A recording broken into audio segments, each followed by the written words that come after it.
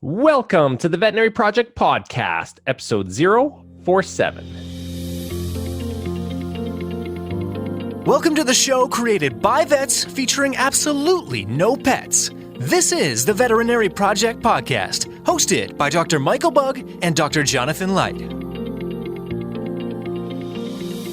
Our resident veterinarians have swapped out their stethoscopes in favor of microphones to bring you the Veterinary Project Podcast, a show focused on real conversations, aimed to connect this amazing profession full of remarkable people. Through the sharing of collective stories and wisdom, and connecting over the many unique challenges we face, we invite you to join our community of veterinary professionals leading intentional lives.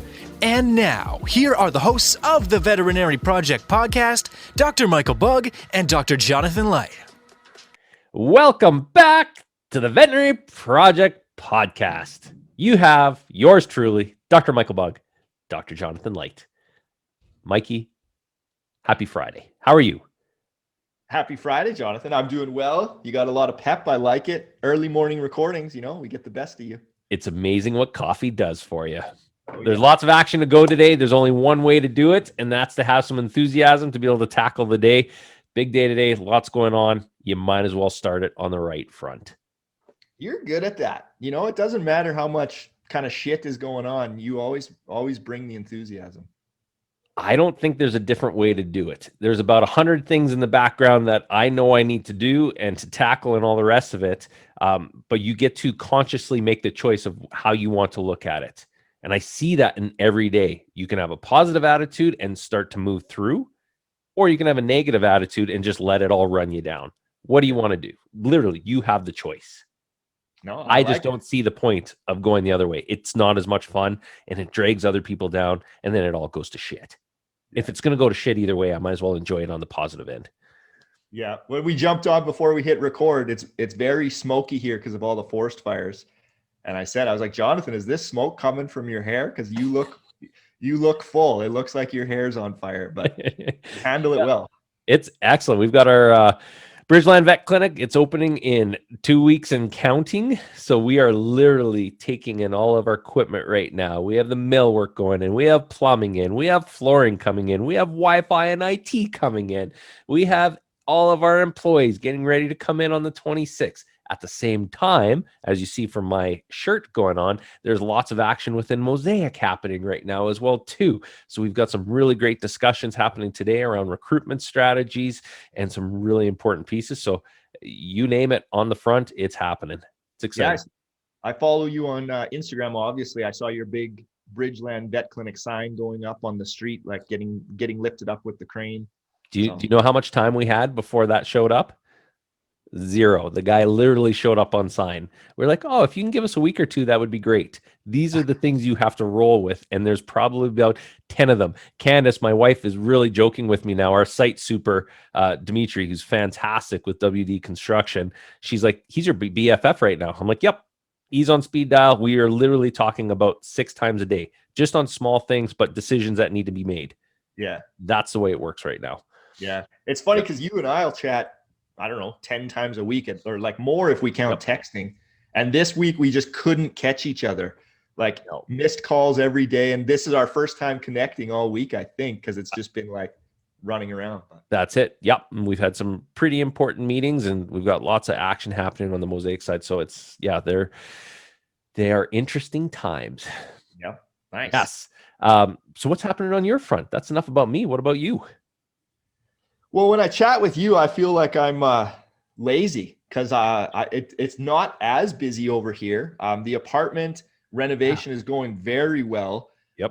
We're on track. I don't know. I'm not going to hang my hat on end of July, but we're going to be close. And that's for renovating the entire apartment. So all 8 units, like roof, all the suites, all of that jazz. So it's gone really well, like on time. Reasonably on budget. We got hit a little bit just with like lumber prices and everything skyrocketed, and when you got to redo the roof, you've got to redo the roof. So you don't really have a choice there. So what I find really interesting about this, and I think for the listeners is really important, is that renovation is happening how far away from you geographically? 130 or 50 kilometers, like a little over an hour drive. Like it's not in the same city that I live in. That's it. So I think from a leadership perspective, that's pretty cool. You have no choice but to delegate tasks, responsibilities, and trust into those individuals that are actually doing the work. How do you do that? Oh man, trial and error and learning, because I'm over 10 years into this, and the first renovations did not go like this. Like I hate saying it on air on recording, but you get screwed over by people. You try different contractors that don't work out.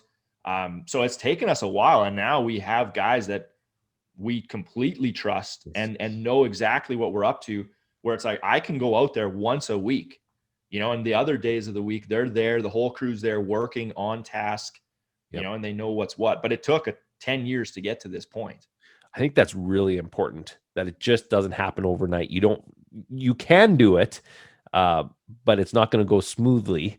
And it takes that time and experience in order to make that system come into play. Hey, and that's kind of a little bit about what we're going to talk about today. Yeah. We've been leaving everyone just hanging. They don't have a clue what we're talking about, but we are going to dive into Robert Kiyosaki's Cashflow Quadrant. And I'm kind of chuckling in our ramblings here.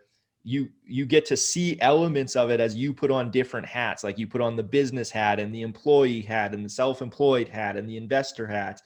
So I'm excited to dive into that. Excellent. Well, before we do that, today, I'm really excited about this. Mike, walk us through our quick tip. Okay, today's quick tip is a weird one. I didn't tell Jonathan what it is because he was like, if it's weird, just say it live. So last weekend, Rosalie and I went out to the lake to visit some friends. And when it's this hot out, we like to drink Corona beer. You got to have limes with your Corona beer. And so we were trying to prep as much as we can in advance, which included like cutting up some limes. And for my entire life, I have cut the limes on my Corona a certain way. Like I kind of chop it in half the fat way and then flip it over and make these wedges. Yep. And it works, but it's definitely not the most efficient way of doing it. And I've never questioned it. It's just like, that's how I cut my limes for my Corona. And then Rosalie grabbed the lime and grabbed the knife and did it totally different, way faster, way more efficiently, and like perfect wedges. And I was like, holy shit. Like I'm 36 years old and I've just been doing something the wrong way forever just because I've always done it that way. And all it took was me seeing one other person, and I don't know why I've never paid attention to this, cut the lime differently. And I was like, I'm going to start doing that. So my quick tip today is maybe to seek the perspective of others and see how others do things, because you can get caught in a rut, and sometimes you're doing things inefficiently, or there can be little tweaks that make it way better. So that's my quick tip is, think about how you cut your limes for your Corona. There might be a better way. Love the story. Love the analogy. Weird and yet very important to everyday action. Nice, Mike. I'm clapping in the background. Thank you. I like how we're coming off our like 2 amazing episodes with Dr. Dowling, and then you and I just throw this episode in after it and just freewheeling, and everyone's probably like, oh man, the podcast is going back. I disagree. We've got some action here. Let's get into it. Cashflow Quadrant. So this is something that you and I have been, we recognize this way back. What are we probably talking 2006, 2005 when we became friends? It's been a while.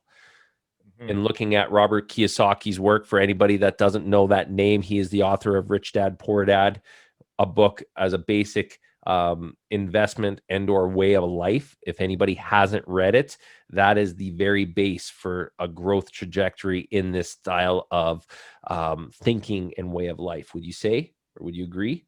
Absolutely. When you talk to entrepreneurs and they're like, what book changed your life? Rich Dad, Poor Dad by Robert Kiyosaki is got to be number one, or it's always mentioned. For sure. And so this Cashflow Quadrant, I don't know the years these books were all written, but this is part of Robert Kiyosaki's Rich Dad series. Yes. So another book, very good. Yep. I highly recommend this book to everyone, because it just gets you thinking about how you earn money and how your cash flows. So we're going to talk pretty quickly over the next 15 minutes or so in this episode, really understanding what the cash flow quadrant is. And it is a breakdown of the different styles of how you work on a day-to-day basis and how you perceive life. And if we want to break it down very simply right now, the cash flow quadrant is a 4 square, and that 4 square encompasses being an employee on the top left quadrant, self-employed, the lower left quadrant, business on the top right quadrant, and an investor on the bottom right quadrant.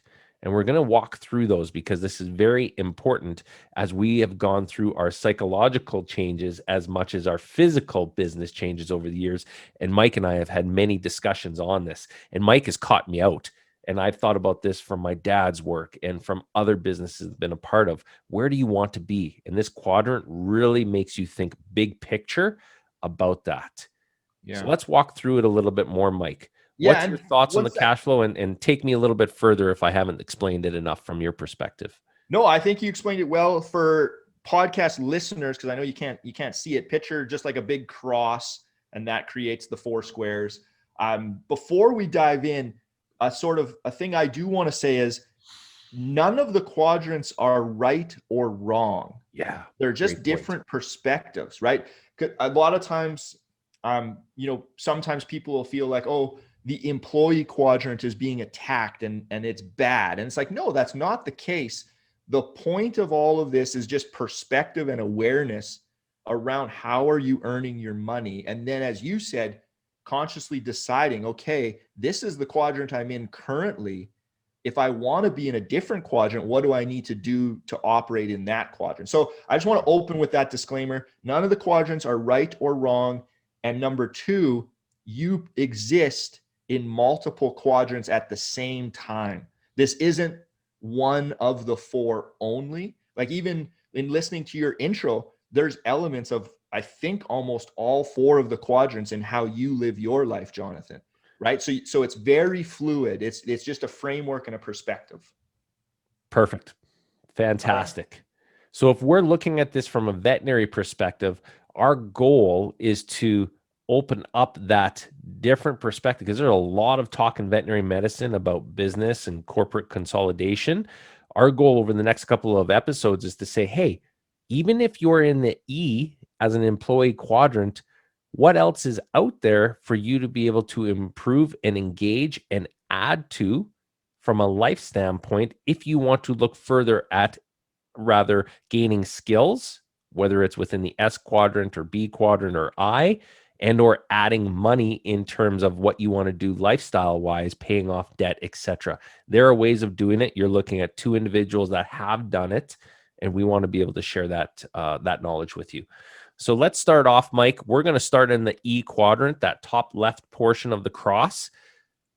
From your perspective, what does that E in that employee stand for? Yeah, well, so as you said, E is employee. The biggest sort of characteristic here is that you exchange your time for money.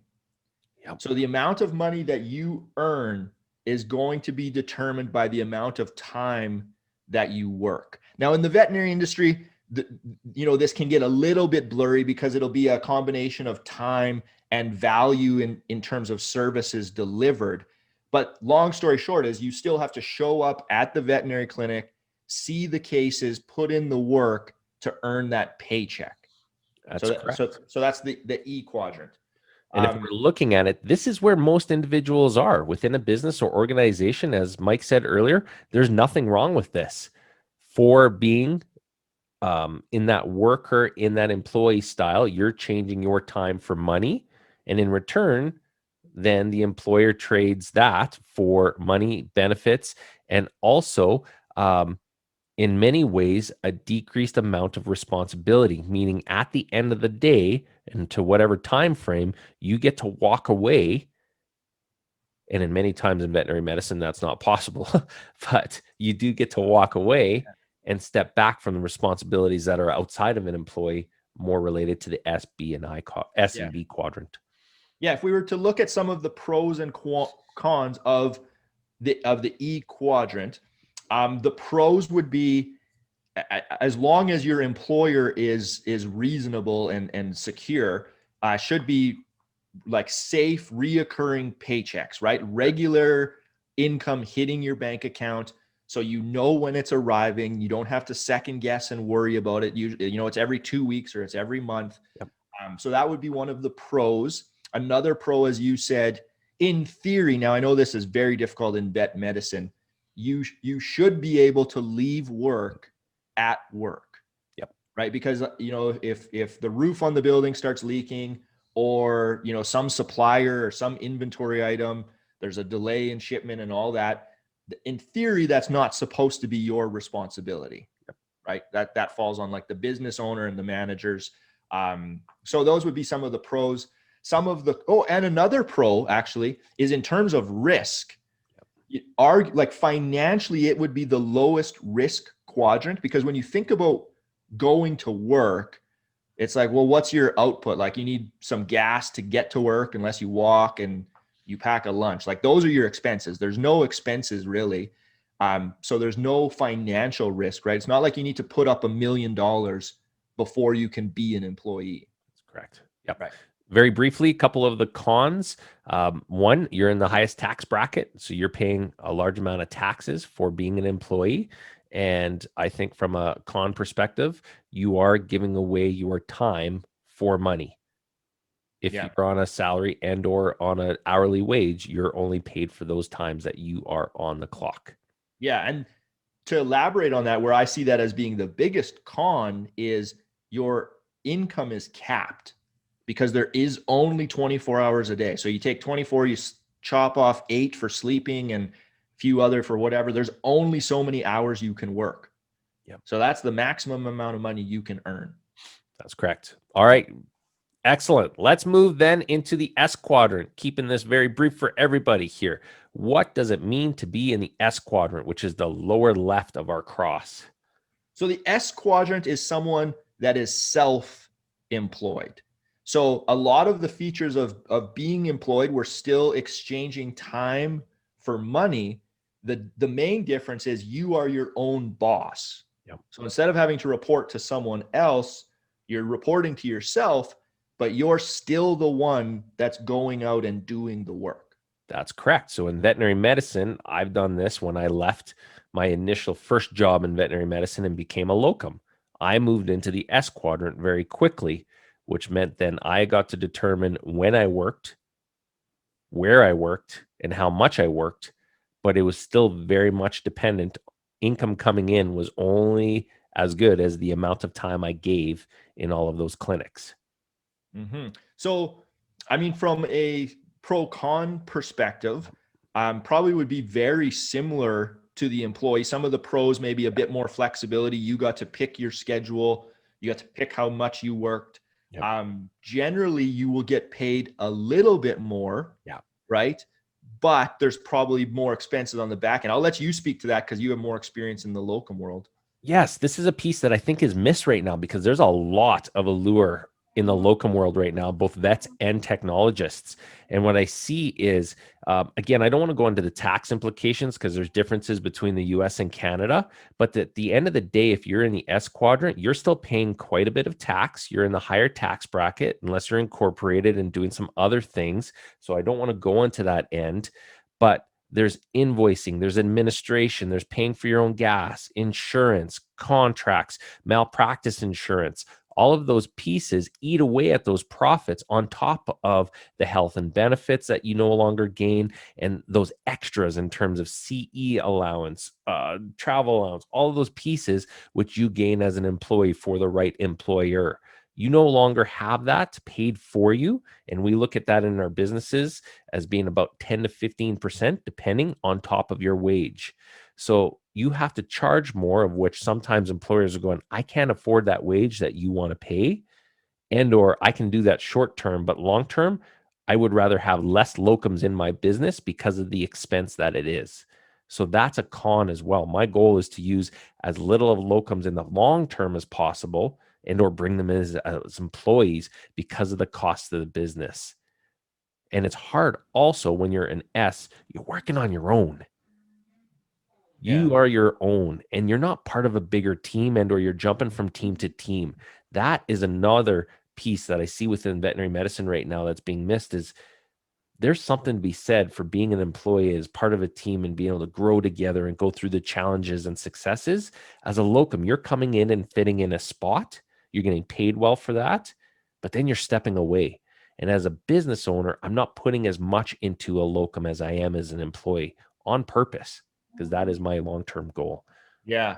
And I think like that's important. When we had Robin on talking about resiliency, she talked about sense of belonging being one of the number one things that foster long-term resiliency. And that team atmosphere is very important.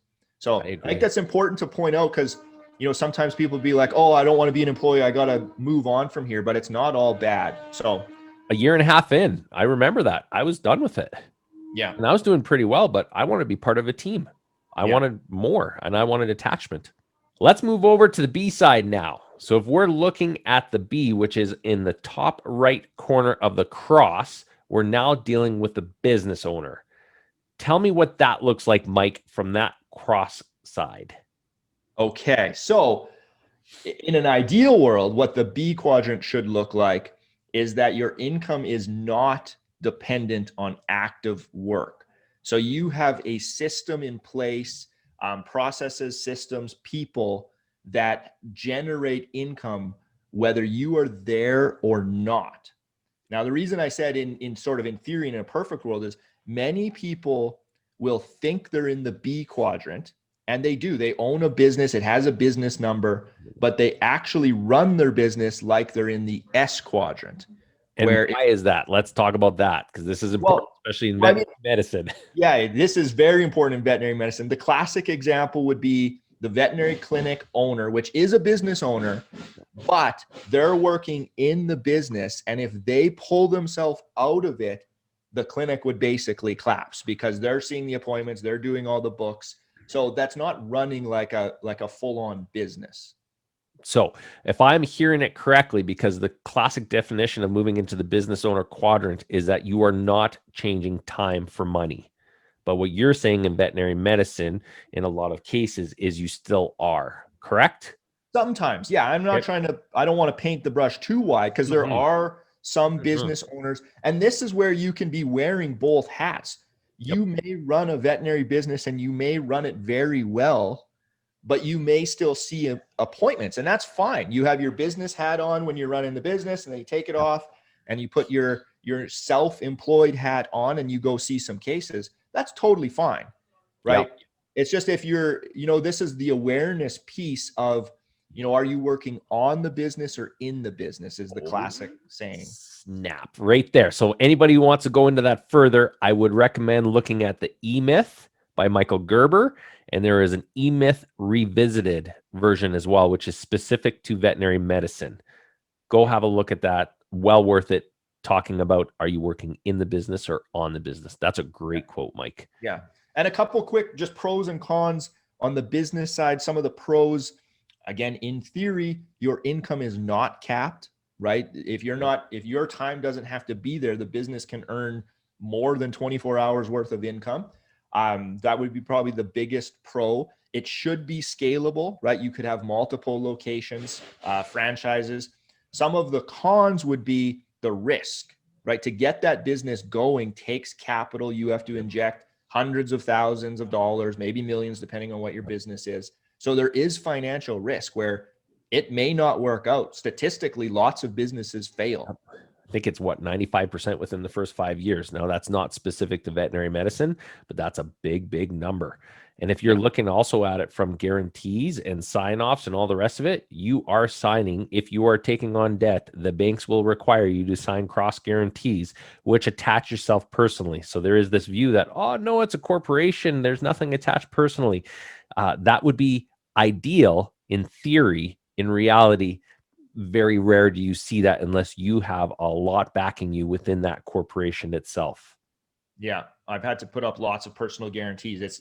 It's certainly not risk-free. So that's where, as a business owner, you get paid to a degree for some of that risk that you took and then some of the value and service you provide.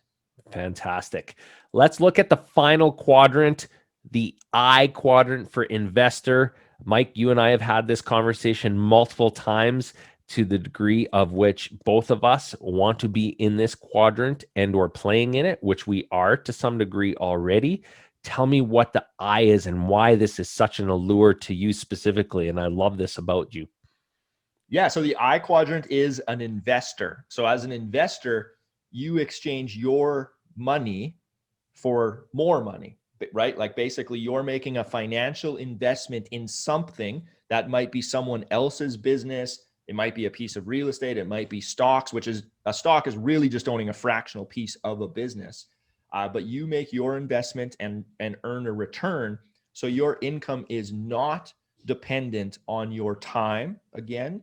And then where it's a little bit different than the business is you're not setting up like the people and the systems, right? You're literally just investing in someone else that is. That's correct. And there's favorable terms here in terms of tax rates, in terms of where you can put your money, and in terms of what those returns are based on the risk that you're willing to take on.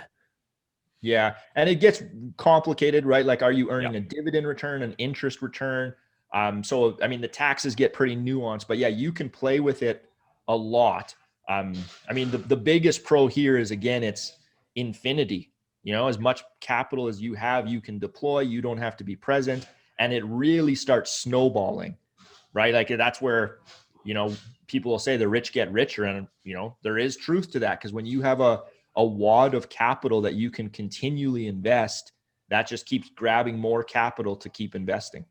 That's fantastic. So for those that are brand new into this world, as we spoke about at the start of the episode, go check out Robert Kiyosaki if you so wish. Rich Dad, Poor Dad opens this discussion up in a very great fashion from a story standpoint. And then the next is he's got a series which includes the Cashflow Quadrant.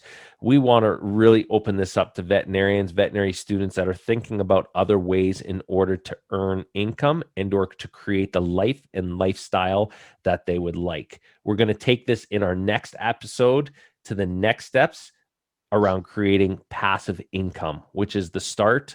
We're using our own experience. We're not professionals from this standpoint, but we're using our own experience as to what has worked for us to get to this point in our careers, from being able to start at that base level. What can we do outside of our day jobs as an employee to earn additional income, which then supports being able to move into the S quadrant and or in the B quadrant, and finally into that I quadrant. Education, experience, time, knowledge, and really that desire to do more with what we have, which is fantastic. Mike, anything in closing? Have I missed anything? No, I think you nailed it. It's really, for me, it's just about awareness. I just want people to be aware of how they're earning their income. And then specifically, are you exchanging your time for money or not? Because time is the most valuable resource. It's the most limited. You maybe don't realize that when you're like, you know, young and you have lots of time and maybe you don't have a family, and it, you know, you can work and work and work because there's not all these other demands. But it always catches up, and that's what you hear from everyone is, I wish I had more time. So that's what it's all about for me, is trying to get people control of their time. Excellent. So in close, thanks for joining us today. I've got an ask for you today. If you've enjoyed this episode, please go on to our new website, which is theveterinaryproject.com. We've been working with our social media team behind the scenes. We have some more action coming your way as we up our game. And for those that like it, get onto YouTube, check us out. I want you to click that subscribe button, that like button. This is the first ask we've done, I think, in the last 20 so episodes. We've got to get better at that, because the more that we have that like button out there, the more this is getting there. We've got some speaker series coming up where Mike and I are taking part in some different talks. We're really excited about what this is doing for the veterinary industry. As Mike described with Dr. Dowling the last couple of episodes, there's been some great return feedback on there. We want to ensure that we're giving you feedback the way to do that, or to giving you great episodes and really engaging the community. The way to do so is to hear from you. So here's an ask. Get onto YouTube, get onto Instagram, click the like button, share it with your veterinary students and veterinary friends. We want to hear from you. Thanks. Have an awesome day.